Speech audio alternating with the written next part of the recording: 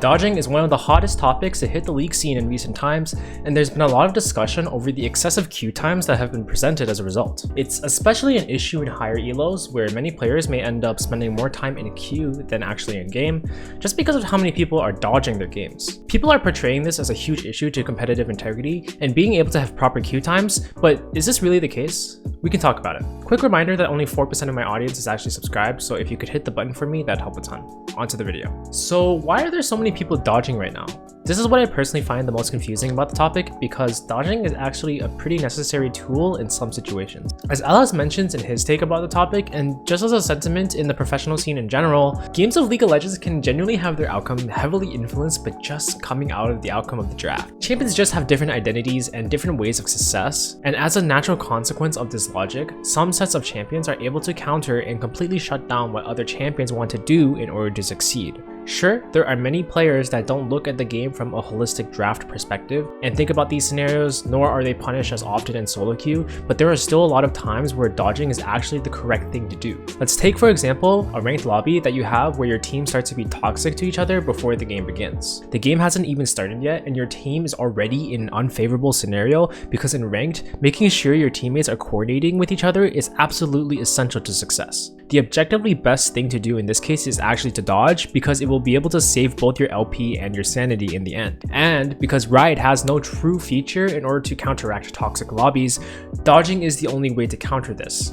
The report button in lobby is there, but I've literally never seen it do anything meaningful in the times I've used it, so it may as well not be there. So dodging is your best bet. Let's take another great use of dodging, which is where your teammates are either playing really weird stuff, or they're playing something that's hard countered by the enemy comp, or the person's clearly not comfortable on that champion for whatever reason.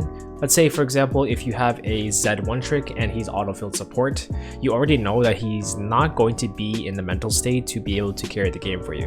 On top of this, he's not even comfortable on whatever champion he's going to try and play.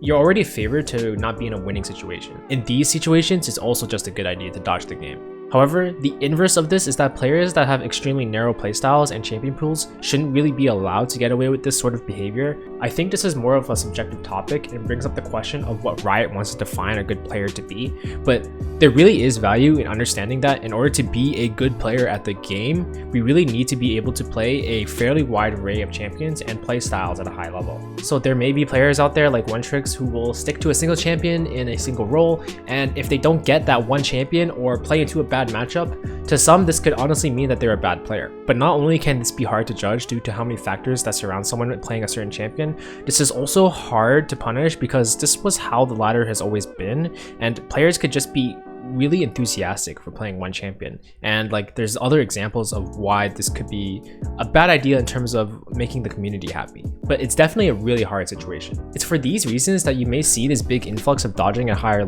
levels of play. I would say that in lower elos, only bad lobbies created by toxicity are the ones that should be dodged, but nonetheless, I would say it's a good strategy. The other good thing about dodging that makes it so good actually is that you don't really lose any MMR for doing it.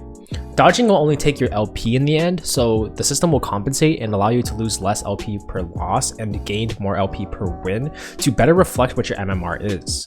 But this is also what makes dodging kind of good or almost overtuned in some ways. Being able to always get that get out of jail free card when you dodge almost allows some players to just get away without playing in lobbies that are unfavorable for them.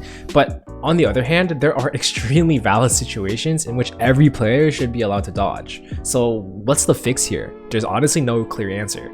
I think the best way to address the issue without overly attacking or affecting many players would be to add the loss of MMR to dodging so that players aren't able to just get away from every situation without making it too crazy. It doesn't have to be an insane amount of MMR loss for dodging, but just enough to reduce the incentive for it, and it helps create more lobbies and reduce queue times. However, this topic has kind of just revealed some issues with the overall player base in League, and there could be some more major changes that are required as a result of it. But overall, that's it from me though. It's a hard topic, but I will catch you in the next video. Let me know what you think about dodging and whatnot in the comments below, and I'll see you in the next one. Stay fresh.